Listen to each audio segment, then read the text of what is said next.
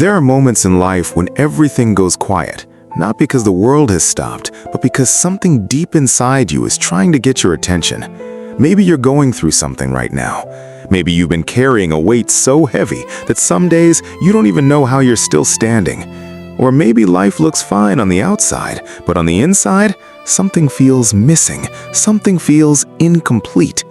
If that's you, stay with me, because what I'm about to share with you is not a coincidence. You didn't stumble onto this video by accident.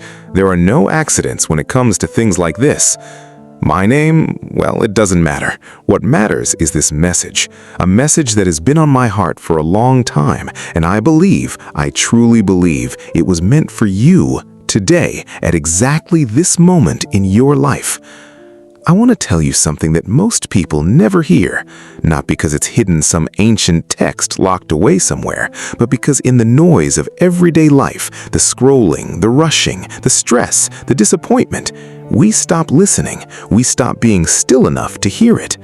But today, you're here, and that means today, you're ready. Let me take you back to a moment that changed everything for me. It was late, past midnight. I remember sitting alone in a room with the lights off, not because I wanted to be dramatic about it, but because I didn't have the energy to turn them on. I had just lost something I had worked years to build, and in that darkness, I remember thinking, is any of this real? Does any of it matter? Is there anyone actually listening when I pray? I'm not ashamed to say it. I think a lot of people feel that way and just never say it out loud. And then something happened. Not a lightning bolt, not a voice from the sky. It was quieter than that, softer, but it hit me harder than anything I had ever felt before.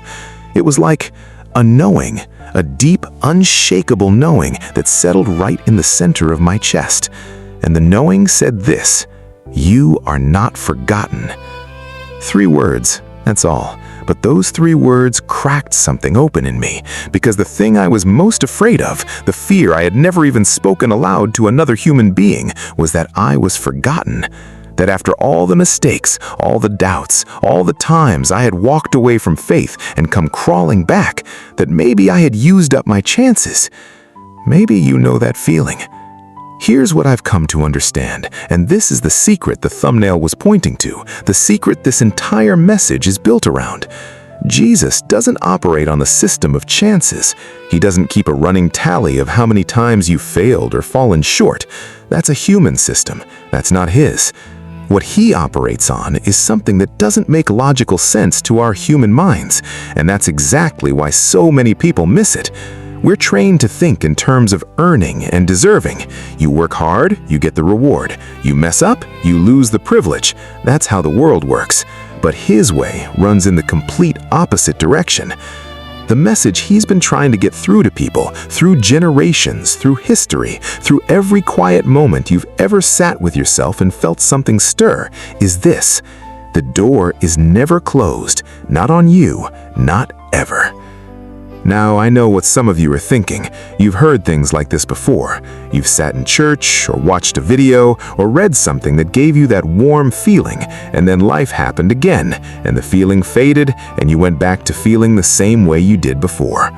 I understand that, deeply, and I'm not here to give you a feeling that fades. I'm here to give you something that sticks, something that will still be sitting with you tomorrow morning when you wake up, and next week when things get hard again, and 6 months from now when you're facing something you didn't see coming. Because what I'm about to walk you through, starting right now, is not just a story, it's a revelation, layer by layer, truth by truth. And by the time we reach the end of this journey together, I believe something inside you will be permanently shifted. So, let me ask you one question before we go any deeper. When was the last time you truly felt peace? Not the temporary relief of a problem being solved, not the distraction of entertainment or busyness. I mean real peace, the kind that doesn't depend on your circumstances, the kind that stays even when everything around you is falling apart. If you can't remember, that's okay. That's actually exactly why you're here. Because that peace has a source, and that source has a name, and he has something very specific he's been waiting to say to you. Stay with me. We're just getting started. Before I go any further, I need you to do something for me. I need you to take one slow breath. Not because it's a ritual, not because it's some spiritual exercise, but because what I'm about to share with you deserves your full presence. It deserves you showing up right here, right now, with your whole heart open. Because we left off in a place that I think touched something real in you. That question I asked, when was the last time you felt genuine peace? I don't think it left you. I think it's still sitting somewhere in the back of your mind, quietly waiting for an answer. And that's exactly where I want it. Because the search for peace is not a weakness. A lot of people treat it like it is. They push it down, they stay busy, they tell themselves they're fine when they're not. They smile through conversations and then go home and lie awake at 3 in the morning, staring at the ceiling, wondering why nothing feels like enough. That's not weakness, that's a signal. That's your soul telling you something your mind hasn't been willing to accept yet. And here's what it's telling you. The life you were designed for is not the one you've been settling for. Now, let me be honest with you, because honesty is the only thing that actually helps anyone. I've sat across from people, real people, ordinary people, people who look like they had everything together, and when you get past the surface, past the small talk and the social media version of their life, what you find underneath is almost always the same thing. A quiet desperation, a sense that they're running on a treadmill that never stops, that they're working towards something, but they can't quite name what it is, that they love people in their life, but sometimes feel profoundly alone inside that love, that they believe in something or want to, but doubt creeps in and they don't know what to do with it. Does any of that sound familiar? I want to tell you about a man. You may already know his name, but I want you to forget everything you think you know for just a moment, because I want to introduce him to you the way he actually was, not as a religious figure on a wall, not as a concept in a theological debate, but as a person, as someone who walked on actual ground, breathed actual air, felt actual hunger and actual grief and actual exhaustion. His name was Jesus. And the thing that most people don't talk about, the thing that gets lost somewhere between the stained glass and the sermon and the formal language, is how remarkably, uncomfortably human his ministry was. He didn't set up an office. He didn't require appointments. He didn't send people away because they were too broken or too complicated or too far gone. He went to them. He went to the woman that society had labeled and discarded. He went to the tax collector that everyone despised. He went to the man who had been sick for 38 years, and was still lying by that pool hoping for a miracle. He didn't walk past him. He stopped. He looked at him, and he asked him the most important question anyone had ever asked that man in nearly 4 decades. Do you want to be made well? On the surface, that sounds almost too simple. Of course the man wanted to be well. He'd been suffering for 38 years. But Jesus wasn't asking about the physical healing. He was asking something much deeper. He was asking, are you ready to let go of the identity you've built around your pain? Are you ready to step into something you've never experienced before? Are you ready to be made new? Because here is the secret that most people never fully grasp, and I mean truly grasp, not just nod along to in a pew and then forget about on the drive home. The thing standing between most people and the life they were created for is not their circumstances, it's not their past, it's not the people who hurt them or the opportunities they missed or the time they think they've wasted. It's their willingness to believe that change is actually possible for them specifically. Not for other people, not in theory, not someday. For them, now. That's the hardest leap any human being ever makes, and it's the one Jesus was asking that man to make in a single moment beside that pool. I want to ask you the same question right now. Do you want to be made well? Not just in your body, not just in your finances or your relationships or your career, but in the deepest part of you, the part you don't show anyone, the part that carries the old wounds and the quiet fears and the things you've never said out loud to a single living soul. Do you want that part of you to be reached? Because here is what I've learned and what I believe with every part of myself. He already knows about that part. He's not surprised by it. He's not disgusted by it. He's not waiting for you to clean it up before he'll come close. He's already there. And the secret, the real secret that this message has been building toward from the very beginning is not a formula. It's not a prayer you recite 5 times, or a ritual you perform, or a level of spiritual achievement you have to reach. The secret is simply this: He never left. Every moment you felt alone, He was there. Every night you cried and didn't know why, He was there. Every time you whispered something into the silence and wondered if anyone was listening, He heard every single word. And He has been waiting with a patience that goes beyond anything you and I can fully comprehend for exactly this moment.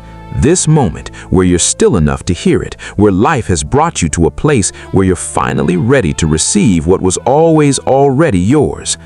Now, I know that raises a question, and it's a question I want to answer directly, honestly, and completely, because it's the question that keeps most people from taking the next step. The question is this: if He's always been there, if the door has always been open, if the love has always been present, then why does life still feel this hard? Why does it still hurt this much? Why hasn't anything changed? That question deserves a real answer, not a religious deflection, not a pat answer that sounds good in the moment but falls apart under the weight of real pain. And that answer, the answer that I believe will genuinely shift something in you, is exactly where we're going next. Stay with me, because what's coming is the part that changes everything. I want to start with a question that I think has been living inside you for a long time. Not a question someone asked you, a question you've asked yourself, quietly, in the private moments, in the space between sleeping and waking, when the noise of the day hasn't started yet, and it's just you and your own thoughts. The question sounds something like this: is there actually a God who sees me? Not people in general, not the world at large, but me specifically, with all my mess and all my history and all the things I've done that I wish I could take back. Does He actually see me? Does He actually care? If that question has ever crossed your mind, even once, then what I'm about to share with you is for you. Let me tell you a story. There was a man who had been sick for 38 years, not months, not a few hard years, 38 years of waking up every single morning to the same pain, the same limitation, the same unchanged reality. He lived beside a pool that people believed had healing properties, and every day he would lie there, watching others get better, watching others receive what he so desperately needed, and going home the same way he came. 38 years of hope that kept almost dying, but never quite did. One afternoon, a man walked through that place. He wasn't announced, he didn't arrive with fanfare, he simply walked through. And somehow, out of everyone lying there that day, his eyes stopped on this one man, this one forgotten, overlooked, exhausted man who had been waiting longer than most people wait for anything. And he asked him something that sounds too simple for how profound it actually is. Do you want to be made well? Now think about that question for a moment, because on the surface it almost sounds a little insensitive. Of course the man wanted to be well. He had been suffering for nearly 4 decades. But the one asking the question wasn't asking about the physical condition. He was asking something that went much deeper than the body. He was asking, are you ready? Are you truly ready to step out of the identity you have built around your pain? Are you ready to leave behind the familiar weight of suffering and walk into something completely new? Because here is something that most people never talk about. Pain, when it stays long enough, becomes part of who we are. We begin to organize our lives around it. We begin to introduce ourselves by it without even realizing. And the idea of living without it, as good as it sounds, also feels terrifying. Because who are we without the struggle we have always known?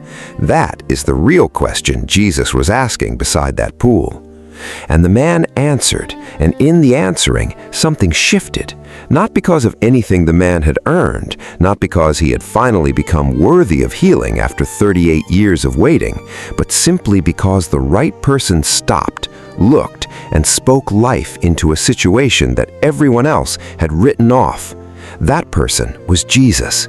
And I want you to understand who Jesus was in the most human, most real, most grounded way possible. He was a man who walked on actual roads with actual dust on his feet. He got tired. He felt hunger. He sat with people that society had completely given up on, the ones that religious leaders crossed the street to avoid, the ones that families had stopped visiting, the ones whose names had become warnings that other people used to teach their children what not to become.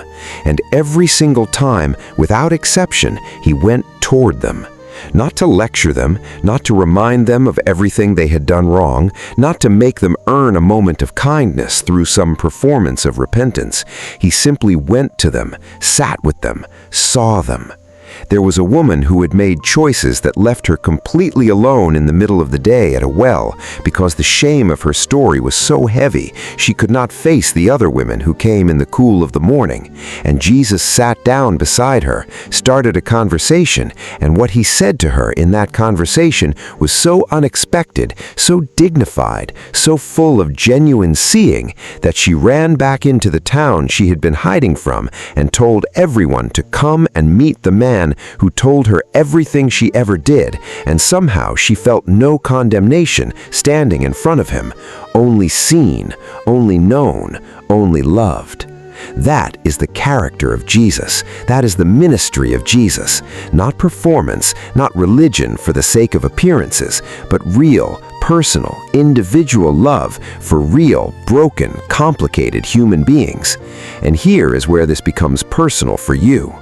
The way he moved through the world, stopping for the overlooked, speaking to the forgotten, touching the ones everyone else was afraid to get close to, that wasn't just history. That wasn't just a beautiful story from 2,000 years ago that we admire from a respectful distance. That is a living, active, present reality. The same compassion that stopped beside that pool after 38 years of waiting, it has not gone anywhere. It has not expired. It has not grown tired of the people who seem to need it the most. And if you're sitting with something heavy right now, if there's a place in your life that feels like that pool, like you have been waiting and hoping and almost giving up and hoping again, I want you to hear this clearly. He sees that place, he sees you in it, and he is not passing by. Now, I want to address something honestly, because I think some of you have heard things like this before and walked away feeling good for a few hours and then went back to feeling the same heaviness. And somewhere in the back of your mind, you're wondering if this is just another version of that. I understand that deeply. So let me tell you what makes this different. Jesus never offered comfort that depended on circumstances changing. He never said, "Believe in me and your problems will disappear." He never promised a life without storms. What he promised was something far more radical, far more lasting, and far more real than the removal of difficulty. He promised presence inside the difficulty. He said, "I will never leave you. I will never abandon you, even when the night is long, even when the answer doesn't come on your timeline, even when the pain doesn't lift as fast as you need it to. I am here." And here is the thing about that promise that I want you to carry with you long after this video ends. It was not made to people who had their lives together. It was not made to the spiritually impressive or the morally spotless. It was made to fishermen who doubt it, to women who had been broken by their choices, to men who had betrayed him and run away, to people who argued with him and misunderstood him and sometimes completely missed the point. It was made to ordinary, struggling, imperfect human beings, people exactly like you, people exactly like me. And the invitation that comes with that promise is the simplest invitation ever extended to a human soul. Come as you are. Not as you wish you were, not as you plan to be once you've sorted yourself out, not after you fix the thing you're most ashamed of or resolved the relationship that's been broken for years or finally gotten your faith to a level that feels presentable. Right now, as you are, with everything you're carrying, come. Because the one who stopped beside a man who had been waiting 38 years, he has never once grown impatient with the ones who come to him broken. He is still stopping, he is still seeing, he is still speaking life into the places that everyone else, and maybe even you yourself, has quietly given up on. And in our next part, I want to tell you what happens when you actually take that step. What changes, what shifts, what becomes possible in a life that has been fully surrendered to that kind of love. Because the story doesn't end at the pool. It never ends at the hard place. That is only ever the beginning. We have walked a long road together through this message, and now we arrive at the place where everything comes together. Sunday morning came. The tomb was empty. The one who had been crucified was standing, alive, real. I'm not telling you this just as a historical fact. I'm telling you this as a personal promise. Because the resurrection is not just something that happened once in a garden 2,000 years ago. It is a living statement about what he does with broken things, dead things, things that everyone else has already given up on. He brings them back. That version of yourself you buried under years of bad decisions, that dream you stopped letting yourself want because hoping hurt too much, that relationship with God you let go cold so long ago you don't even know how to find your way back. He specializes in exactly those things. So here is where I want to leave you today. Talk to him. Right now, not with perfect words, not with a rehearsed prayer. Just tell him what you're carrying. Tell him what you're afraid of. Tell him the thing you've never told anyone else. And then be still enough to let something come back. It won't always be loud, but it will be real, and it will be enough. You are seen, you are known, you are loved, and the door that leads back to everything you were created for is open right now. All you have to do is walk through it. Thank you for staying with me. If this message touched you, share it with someone who needs it. You never know whose dark room this might find its way into. God bless you. See you in the next one.